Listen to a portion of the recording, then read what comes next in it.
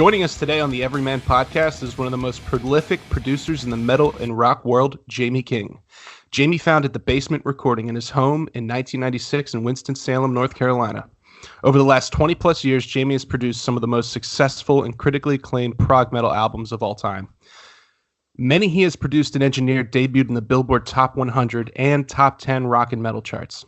This includes progressive metal legends Between the Buried and Me, The Contortionist, Devin, Townsend, Glass Casket, and of course, my band Extractus, which is the music you hear at the beginning of every episode. It is my honor to present, ladies and gentlemen, the king of progressive metal manufacturing, live from the basement, Jamie King.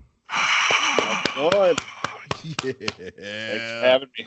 Hey man, we're thrilled to have you, Jamie. It's great to connect here, have a nice conversation about music and all things Everyman. So Everyman is about people that are doing their own thing, working for their own purposes, and doing it their way. So when we got into this venture, you're one of the first people I thought of that could attest to that lifestyle. So, you know, my band Extractus, like I touched on there, we recorded our album with you back in 2015 down in Winston-Salem. So I know from my experience working with you, you bring out the best out of a musician by emphasizing their strengths and working with them to get the tone they want, but that is also modern and sounds right to your ears. So how did you get to that style?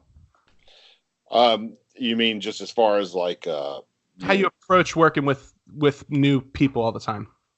Well, I mean, I just try to be as chill and open-minded as possible. I started into recording. I was in a band during my high school years, and I had recorded with a lot of different engineers back in the day, and nobody would do what I wanted them to do.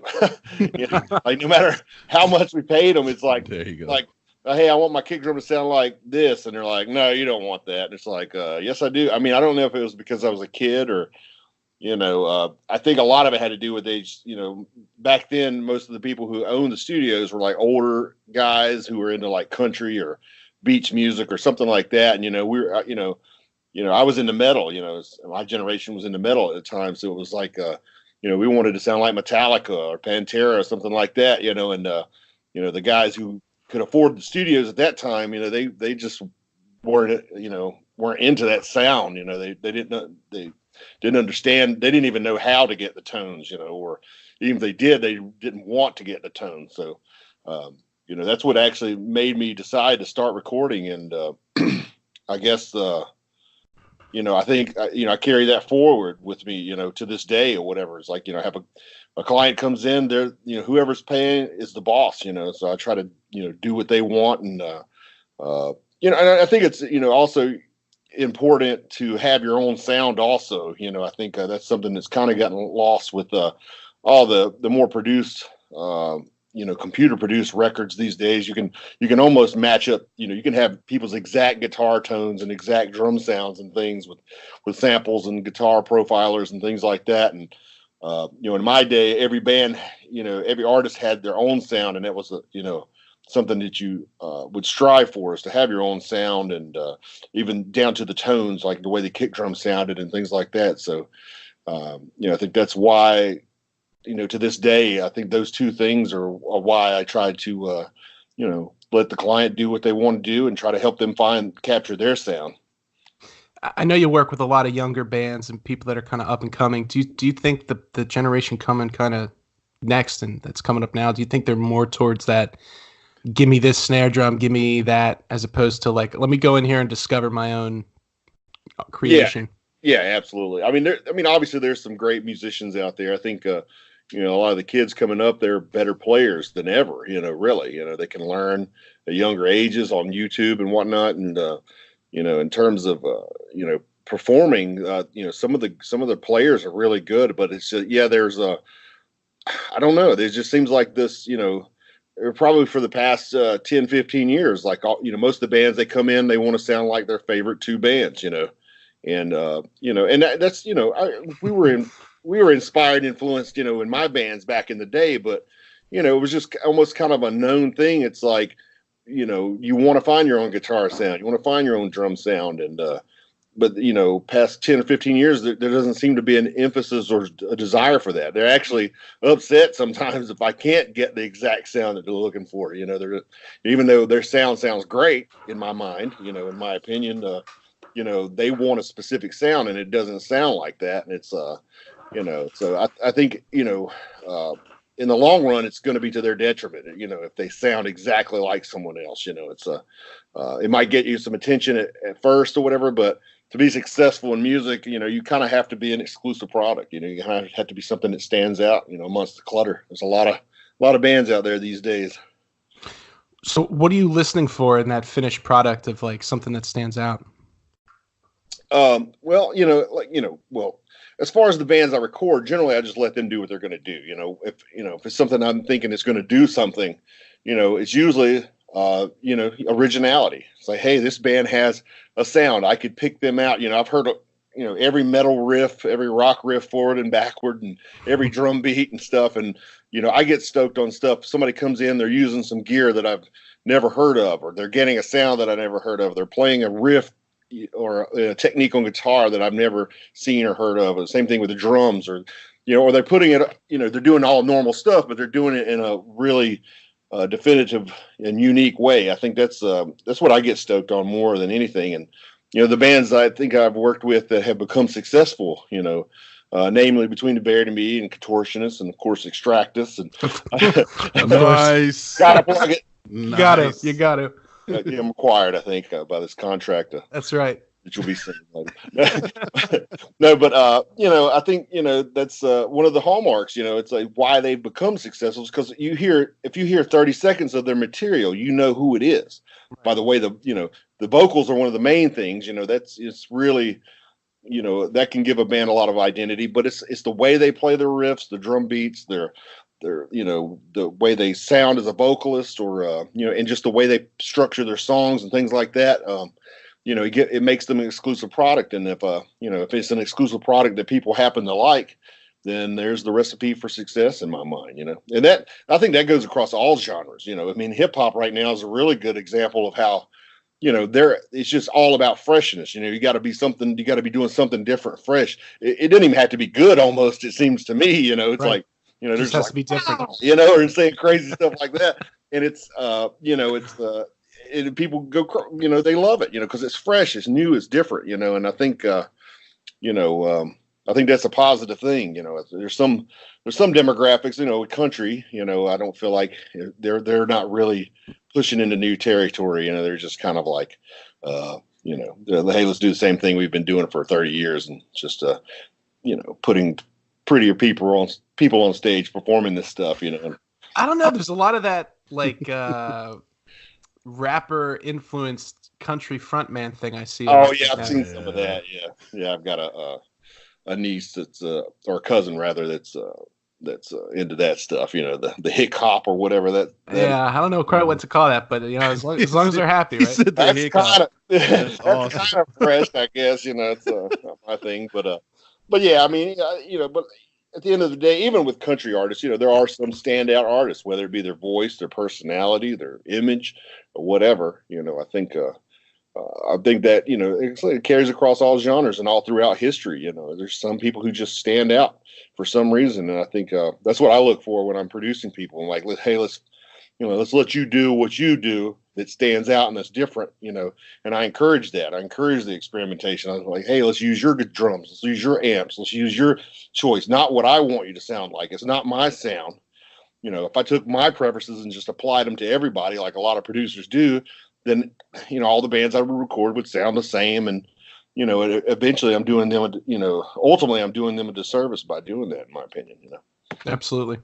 Hey, Jamie, I got a question for you. So, like, even with respect to knowing, that originality is the key, right? Especially with respect to audio and influence, and you mastering groups and producing groups. What about the group that doesn't have that sound? Like you say, they don't have within that 30 seconds that take that you're like, there's something different there. I think I can learn off that. How do you help groups find their own sound? Really, all you can do, I think, that's politically correct anyway, is just just recommend it, just be like, hey man, I really think, I try to, a lot of the younger generation, I try to, I approach it like I'm trying to educate them, it's like, hey, the bands that, basically everything I just spoken to you about or whatever. We probably had this discussion with during the Extractus sessions, and I try to talk to everybody. I try to find out, hey, what are your goals with this music? If I have a client who comes in, they're just doing it for hobby. They're like, hey, we're just having fun with this. We're not trying to do this for real.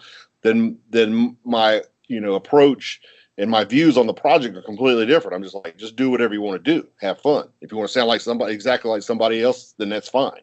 But if you want success, I try to educate them on, finding their own sound. And, I don't really try to force anyone's hand. Like I said, at the end of the day, if they're paying, they're the boss. And if they want to use a tone or a sound that's an exact copy, then, then it's, their choice or whatever.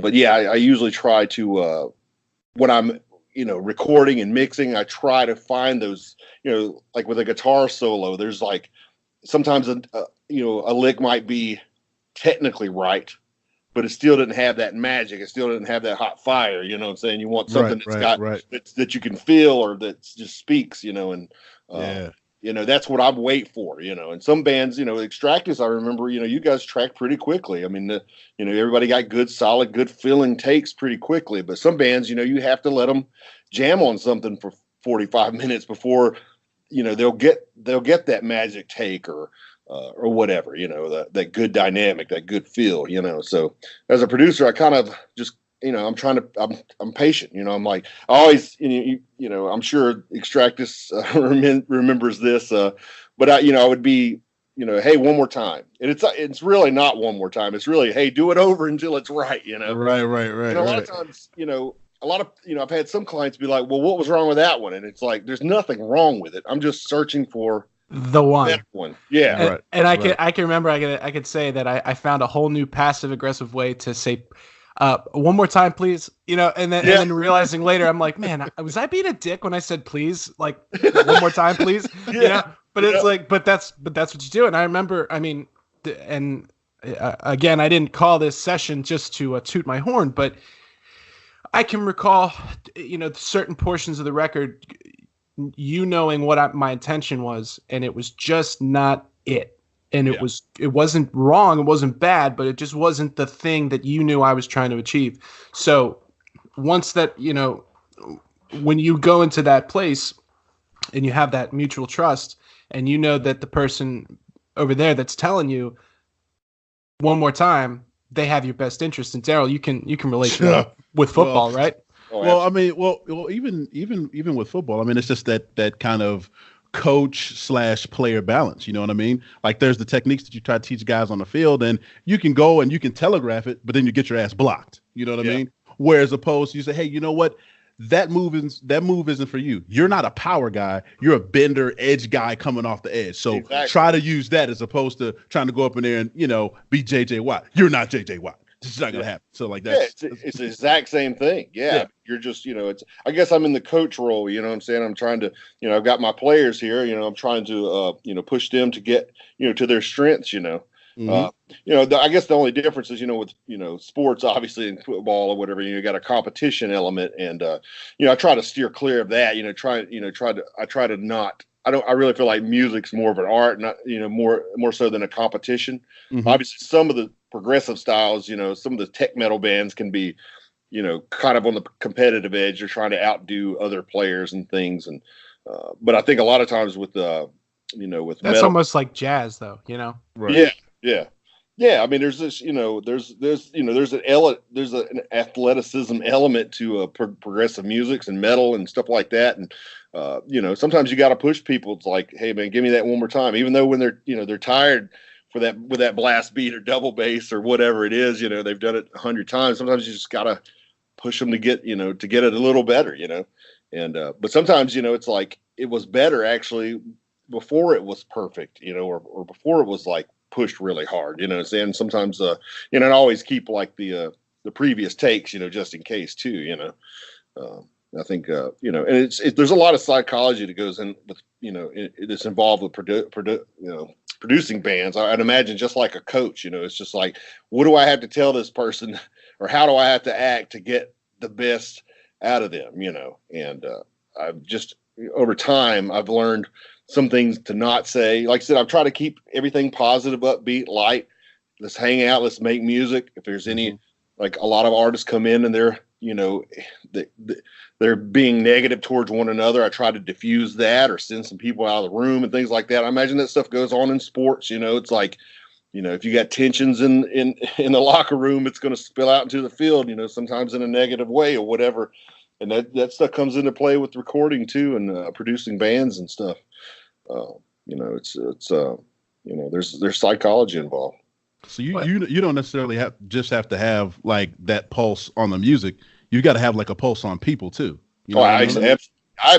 I mean, for what I do, it's like less so. A lot of the work I'm doing these days, is more just mixing and mastering. Obviously, that's just taking people's pre-recorded audio and trying to translate their mix the best. There's less psychology involved with that, but then there's still some psychology involved with getting, because some people they'll ask for specific things in their notes, and I have to decipher what they really want out of it. It's not exactly what they're saying because they don't really know the technicalities. Right. We made a lot of splooshing noises to tell you how we wanted it. Yeah, exactly. Yeah. Well, it needs to be a slash, blah, like a blah. Like a that kind of thing. Yeah, exactly. You got a communications issue because I record some bands who are I know a little bit of music theory, and I can communicate with musical terms and things like that. When I do have clients that they also have music theory knowledge and they prefer to communicate like that. So I've learned to be able to do that. Some bands, you just have to be like, do that, bah, bah, bah, again, it's like, and it works better. If I threw at them, like, hey man, do those 30-second notes again, they'd be like, what? And right. It puts you at this, you're not speaking their language and they feel all, insecure or offended or whatever, there's psychology involved, Jamie's being incredibly humble there. I've had the pleasure to work around a lot of wonderful musicians and super talented people. Through all the noise and effects of guitar, and we're some of those songs on our album, super tuned low 8-string guitars, 4 different distortion tracks or whatever. And Jamie would be sitting there, and he's like, "Hang on 1 second," and you're like 2 centigrades sharp on that string, and we'd be like, I swear to God, I've told people this. You said that, and I was like, yeah. I was like, what? Like, what are you talking about? And you're like, no, seriously. And like, you pulled out, and you're like, no, this tuner is the most, accurate tuner, like, blah, blah, blah, blah, blah. Like, 2 centigrades off, whatever. And we're just like, wow, okay, like little shit like that, it would be like these moments of like, oh my God, like we're absolutely in the right place we need to be, because like we were prepared, we were excited to be there and have that opportunity. But like when you're aware enough to be like, wow, that he knows something that I need to know. So we just planted ourselves under the learning tree the whole time. Dude, that's awesome. Well, it's a team. We keep coming back to the sports thing because you got a sportsman here, whatever. But you got a sportsman here. Yeah, you assemble your team. You got to put together. You find the best guy for this and the best guy for that, and that's a lot of terms of with a band. A lot of times, there are some bands who are just there's members in the band because they're friends, but usually try to put together people who's like, hey, this guy's the best guitar player I know. This is the best drummer I know. This is the best for what we're trying to do. This is the best vocalist, and when you do a record, like, hey, let's find the best producer for what we're going for on this record. And it's like you put together a team of professionals, that you can trust and hopefully vibe with and learn from each other. And that's ultimately, I think, one of the best things you can do for a record that's going to be successful, or is just to have all that stuff in place.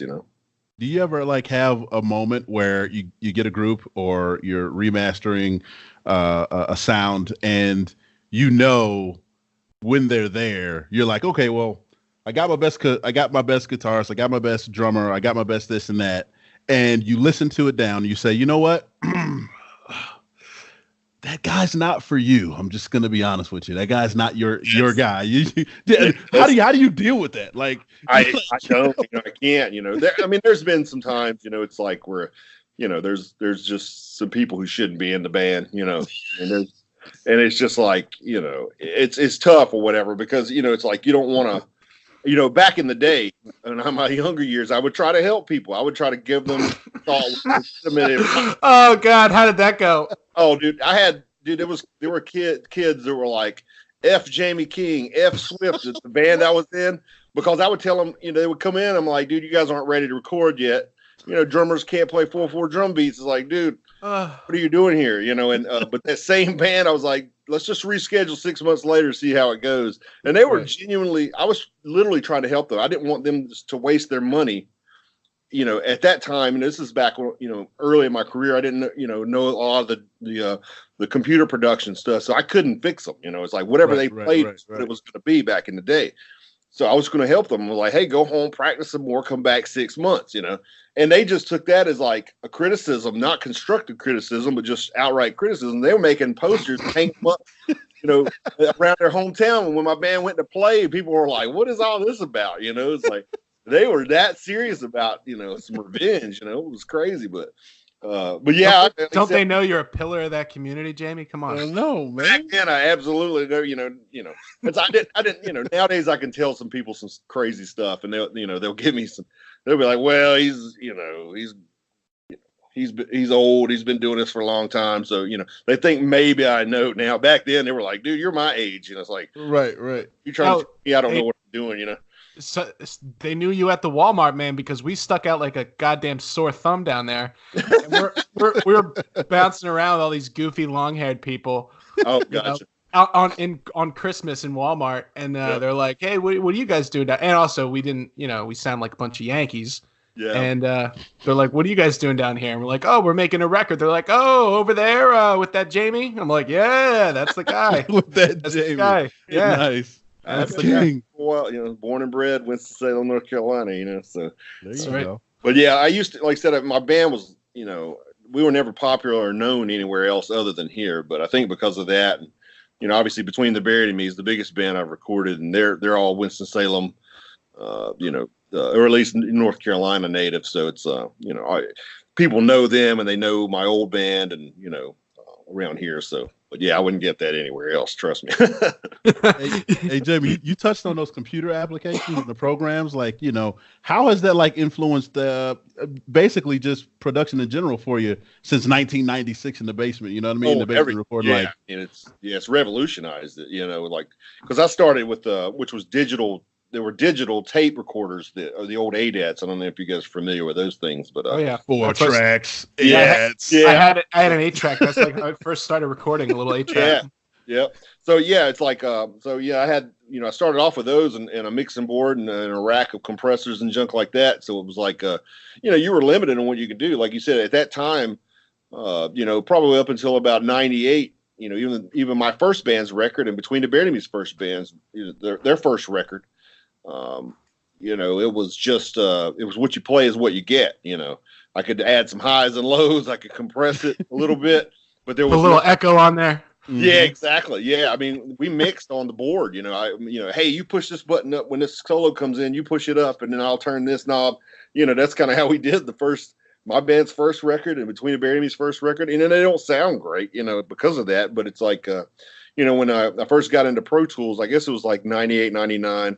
All this power, it's their tools, saying you could do all this stuff to the music you could never do before. And it, revolutionized my work. And, it was, I'd heard all this, the big budget major record label stuff, and it was so clean and everything was on time. Everything was so in tune and all this stuff. And I didn't know how they were doing it, prior to Pro Tools, you just had to work, they would, Def Leppard was in a studio like years, trying to get this super perfect record. And, you can achieve that now and, with almost anybody in like 3 weeks, to get a full length album that's near perfect tuning and pitch, timing wise and stuff like that. And, That's what all this software has enabled us to do. There's it's amazing in some elements and it's positive in some elements. Obviously, it's given me a career because I can make these kids sound listenable. In some cases, they wouldn't sound listenable. But it's like it's bad in that regard as well. It's you can make people who wouldn't normally sound listenable. So you have that negativity in music. You got the flood of artists, so many records coming out, and many of which sound good, but it's mainly because of the production work that's been done on them and stuff of that nature. And right.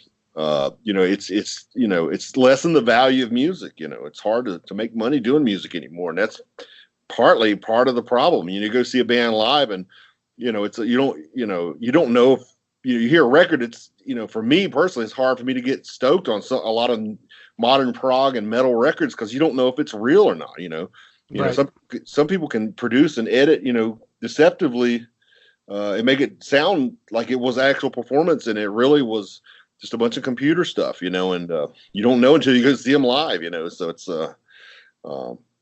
I think there's been in my generation of musicians, and maybe even a couple years behind me, is this guitar player, home producer type who grows up playing with programmed drums and becomes a one-man orchestra on a laptop, and then they try to get that sound out there, so they start bringing in musicians, and ultimately that stuff doesn't last long. And there's like these flashes like in the pan, like we were talking about earlier, where it's like it's just that sound for then. And like I remember there were things that I thought I really wanted the record to sound like, but you're like, well, maybe it should be more in this direction but that's why it still sounds relevant, and it doesn't sound like a product of 2015. It's a modern sounding record, and I think those kind of musicians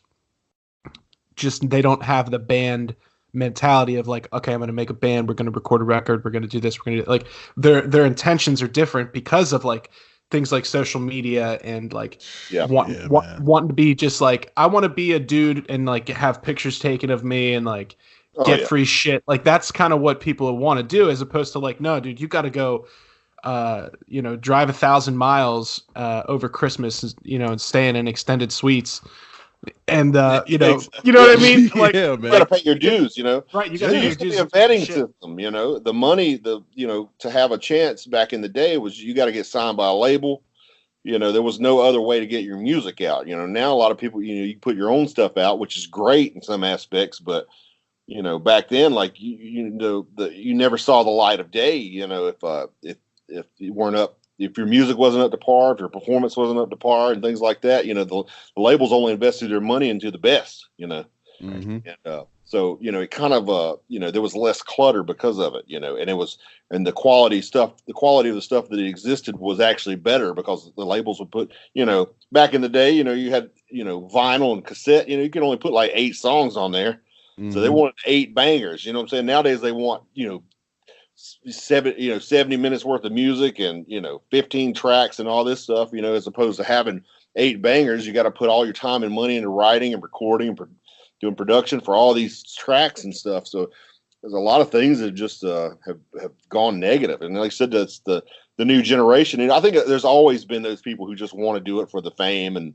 the popularity and whatever. It's like, but yeah, computers are definitely I think or at least writing, all your music on computers and never getting in a room with some musicians and jamming it and seeing how it feels, before you go in the studio. A lot of kids come in and they have all the drum beats written on the computer, and some of them get lucky and have some cool tracks or whatever, but a lot of it just has no feel.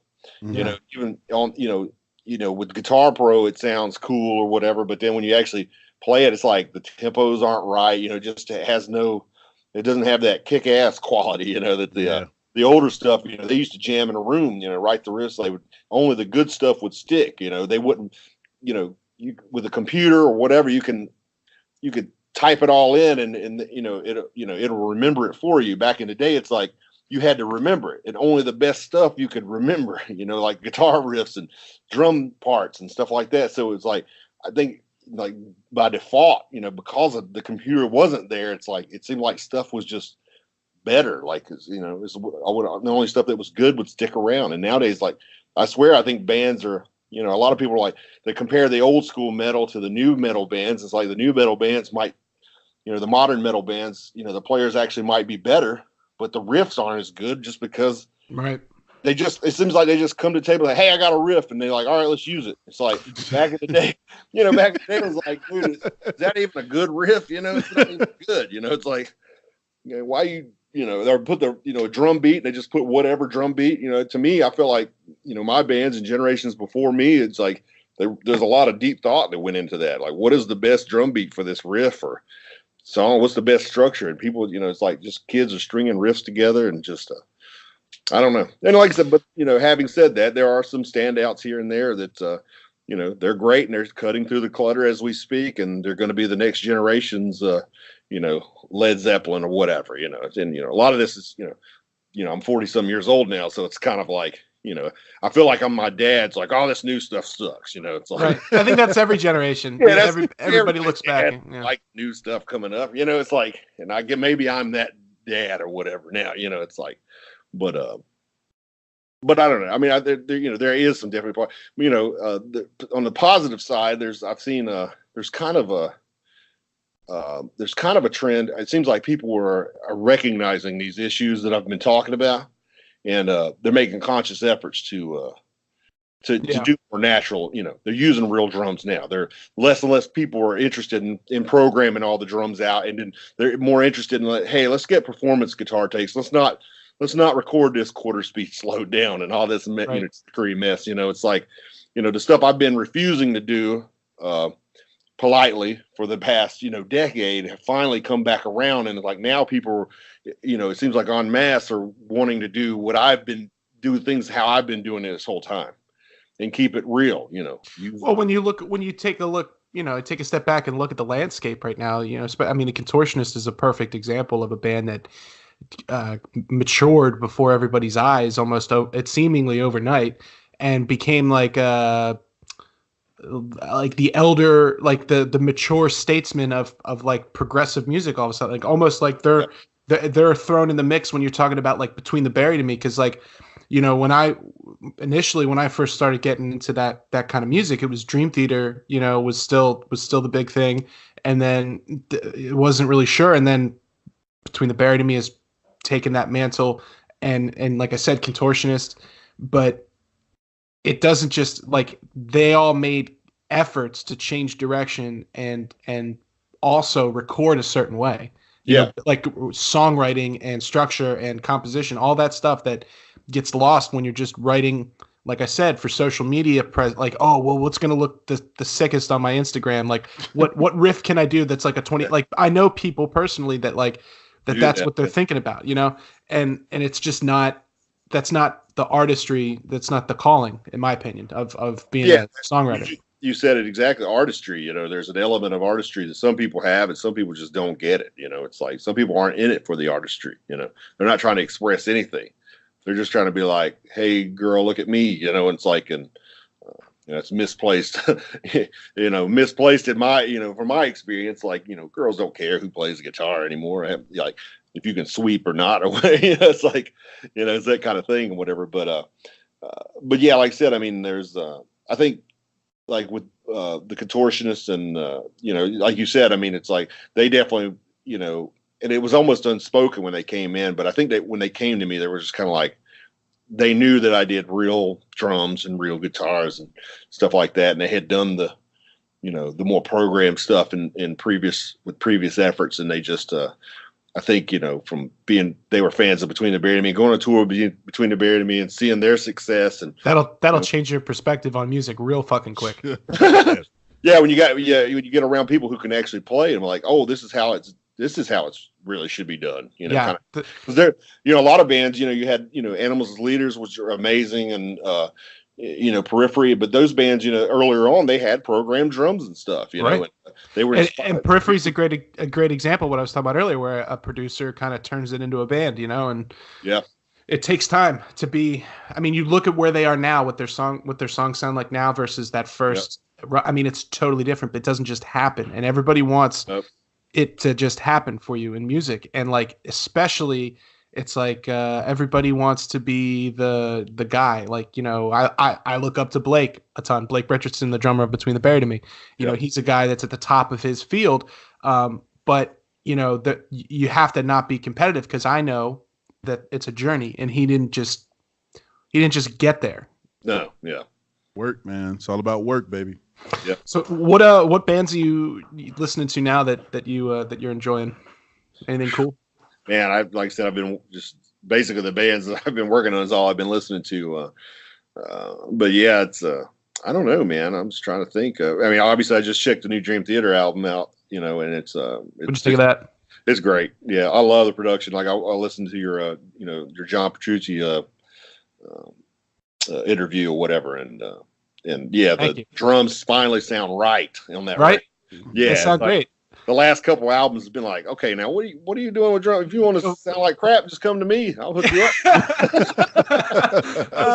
Spending lots of money, and it's like, why do the drums not sound right? You got one of the best drummers on earth, you know. Right. I know. I know. And it's record sounds legit, completely different. And not only that, the new Devin Townsend. I played. I've been slowly. I still got to check it out. I got to check it out. Indoctrinating Daryl into my world of music. Yes. Please indoctrinate me more. Yeah, exactly. Jamie, one night I sat him over here at my house, and I just I made him to force Meshuggah on him. Oh, that's you got to warm people up for that. You can't. He played in the NFL, so I figured he could handle it. Dude, you know, my head exploded from the inside out. I'm like, what is this? Yeah, I need more. Dude, I'm a metalhead from birth, and it's like, you know, that was when I first heard Meshuggah. I'm like, this is just noise. I didn't get it. You know, it's like it took about 6 listens for me to. This is all in 4. Yeah, and then I start understanding it, and then over time it becomes normal. Yeah, and you know, it reshapes your brain. You know, there's a Mike Mangini quote from like Modern Drummer years ago where he said, because he's like a mathematician initially. That's what I was just about to say. And he said that humans aren't necessarily wired to understand anything like in an odd meter or like outside of just like your normal 4/4 rhythm. So like that's why people don't like progressive music. And it's like, oh, that's it. I don't know about that, because you look at Latin rhythms and African rhythms and stuff, and they play in polyrhythms, and it's like natural to them. Right. Like 4 is weird to them. And the same thing with the Middle Eastern, you know, like they, you know, the whole Western, you know, a 12-note scale thing. They have, you know, the quarter tones, and it's like, you know, for them to hear like the 12-note scale is weird for them. So I think there's a little bit of, you know, there's something that's whatever you grew up like kind of listening to, you know, what you're exposed to, you know. Exactly. Like I was, you know, raised on Yes and Genesis and stuff, and so it's just like a next jump over. But yeah, Devin Townsend's new record for everybody listening, looking something new. It's called Empath. That's an incredible record. I know you've done some engineering, mastering work for him when Tommy was on that record a couple years ago. Yeah.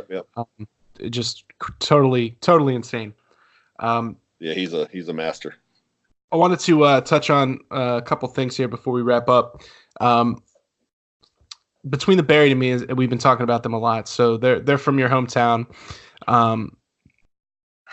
Their most recent album, Automata 1 and 2, they were really successful. They, like I said before, they debuted in the top 100 on Billboard. I think they debuted at number 9 on the top metal and rock. The industry's decline in sales and the hardcoreness of the progressive metal fan has kind of created this thing where every time a popular, genuine prog metal band puts a record out, they crack that top 10 because the only people that were consistently buying music this whole time have been people like me that are musicians and prog fans and stuff. Yep. So it's like we're kind of reestablishing what the mainstream is, because like if I look on top 10, right, and it's Dream Theater, like a couple weeks ago, it was like Dream Theater was in the top 10 of rock charts. Periphery had a single out that was in the top 10. And there was somebody else on there. But like maybe, you know, like my point is, you've been there to see BTBAM's career kind of take off, and now the Contortionist, and I'm sure they're behind them. But Between the Buried and Me was nominated for a Grammy this year for Condemned to the Gallows and Best Metal Performance. Yep. Did you see that kind of stuff coming with this genre? And like, do you think it's just is this a moment thing, or do you think this is kind of the direction where that's headed? I don't know. It's definitely, I think it's kind of a moment thing. It's like I definitely wouldn't. Like I know they deserve it. But I would have guessed that they would have been nominated for that. It's to me, I don't know the exact inner workings of some of these, like the Grammys and whatnot, but it's like, from what I gather, it's like almost anybody can like kind of become a part of that. It's like I could become a part of the Grammys, and it's kind of like, to me, it's like, oh, really? It's like, who's voting for this shit. stuff? Yeah. And you saw who won the Grammy, and it was just like, right. And I love that band personally. I think their sound is cool, but come on, Metal Performance, Between the Bear and Me annihilates that band. So it's like how, either we're going to judge this thing on technicality or what, it's like, to me, I have a problem with a lot of these, awards and stuff. It's almost like a lot of them are geared towards just whoever's popular in the moment and, whoever's. It's very political. Yeah, there's more going into it than what the award's really for, and it's like, I'll take it, because I'm associated with all that stuff and I'm appreciative, but I don't, to me the validation to me is the one-on-one, what the fan thinks. It's like, hey man, that record sounds killer. It's like that to me means more than accolades of some weird thing. And I think for Between the Bear and Me, I think they feel the same way, and but it, I think the whole, but the fact that these bands are breaking onto the charts and things, I mean, that's that just goes to show you, I mean, we've got some really supportive fans in progressive metal music and progressive rock. That's a really positive thing. Vinyl sales have picked up, CD sales still exist to a certain degree. People were paying for the streams and downloads, so there's been a return of some revenue, compared to like 10 years ago when everybody was just, or 15, 20 years ago when everybody was like downloading stuff from LimeWire or whatever else. Oh, yeah. Man. Fair share. Yeah, exactly. Yeah. That shit killed a lot of people's family computers. Yes, it did. Yeah, oh yeah, yeah. Yes, I mean, it gave the Geek Squad a lot of business. Yeah, they did. yeah. But it's it's positive. I don't think it'll things will ever be like they used to be. Sadly in some ways and good in some ways. I think the labels being able to control the artist is wholly as they used to in the past is kind of a bad thing. But it's also bad that you can't sell your music and make a living. You literally have to be 2% of 2% to actually make a living, and then only 2% of them can make, can get rich. So it's just like, man, it's just, there's almost no motivation, for some of the best artists and musicians out there. There's really no motivation for them to work. It's like, man, I'm I would not say I'm one of the best musicians or artists or any of that kind of stuff, but I'd like to get to music, but I need to do stuff. I got a family. I need to do stuff that's going to pay the bills. I can't justify taking time out to write music. But what if I was the best artist or musician in the world? And I'm in that situation. You know what I'm saying? It's like right now how things are. It's not really it hasn't been really conducive to or motivating to creating great art. But I think things are coming back, and I think these are just signs that things are kind of better. They're kind of getting good for people. Doing more artistic music and progressive styles of music and things like that. So. It's never been easier to find your audience, that's for sure. And I've seen that. I've seen that in real time with this podcast. Is that if you put something good out there and people are looking for it, they'll find it and they'll stay for the ride, which is really cool. Yeah. Yep. So in closing, I wanted to talk, real quick about something that's close to all of our hearts here. So Jamie, I know you have a bit of a obsession with the Mountain Dew. Daryl. There's also so now me my size. I'm like 5'10" ish. Okay, so my life has changed considerably since meeting Daryl. Not just the extracted stuff, but just the things I've witnessed. So I've seen Daryl. Okay, no joke. He's a defensive end sized man. Okay, he drank 14. D tackle, big boy. I'm sorry, Trenches. the biggest of the big boys. I watched him drink 14 Mountain Dews. Okay. In about 2 hours. 2 hours. That's professional. Nope. Did not pee one time. So his body at one point just absorbs the protein and whatever else is in there. I think I sweat a little bit of Mountain Dew for a little bit and then consumed that so it didn't get away from me. His body was more dew. Gotta get your juice somewhere, you know. All right. So in all honesty, the most I've consumed in a Mountain Dew session, I was playing Dungeons and Dragons with my boys from IT at NFL Films. I've consumed 21 Mountain Dews consecutive 21. And we had Chinese food, didn't go take a piss. Had a couple slices of full-on Supreme pizza from Papa John's, didn't take a piss. And I think there was also about 10 or 12 York peppermint patties. Yeah, I want to say so. Yep, that's about it. So there was some mint after all of that too. Yeah. Just to cool off the palate. Well, you got to cool that palate down after Absolutely. The dew burns into your esophagus after 21 of them. So, yeah, you got to do that. Yeah. Well, the BTBAM, see, there's a Mountain Dew substitute down here called Sun Drop. Oh and then, like, you get it in the bottle. It's got, like, the citrus floating around in the bottle, but it's real sugar. But we'll buy cases of those things at the BTBAM sessions. Like that and Cheerwine is another North Carolina. Cheerwine. I love Cheerwine. You've had Cheerwine in my life. Yeah, dude. It's out of control. But yeah, we'll knock those back like, no tomorrow. So, but yeah, I'm with you. I can't do that stuff anymore. It'll probably kill me. So I think parts of it like nitroglycerin or something. I don't know. Yeah. Just, well, how do you get that color? I mean, really? Yeah. Well, look at this. Like if you drink a Dr. Pepper, that used to be a degreaser for engines, and people are slapping that stuff back. So fuck Mountain Dew. I'm all about it. So I got one of my boys. He works for a delivery service, and he told me that they do use Coca-Cola to like clean the backs of those trucks out. Allegedly. You can clean battery connectors with carbon off stuff. Yeah, engine parts. Amazing stuff. But totally good for your belly. Making me thirsty. Yeah. Well, Jamie, thank you so much for spending some time with us here tonight. This was a great conversation. Thanks. And anybody looking to step up their production game or learn some new techniques, where can they find you at? I know the Unstoppable Recording Machine. They're urm.com.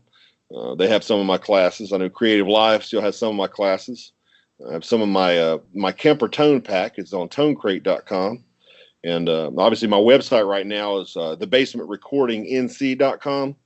I'm actually getting ready to launch a new website. It's going to be JamieKingAudioProductions.com. That'll be a little easier to find because a lot of people don't know about the glamorous basement studio. It is a nice basement. Not really. Let's sell you some short. More people know Jamie King than the basement, so we're going to start, promoting that a little more as opposed to, this little hole in the ground under my house, So that's excellent. Well, Jamie.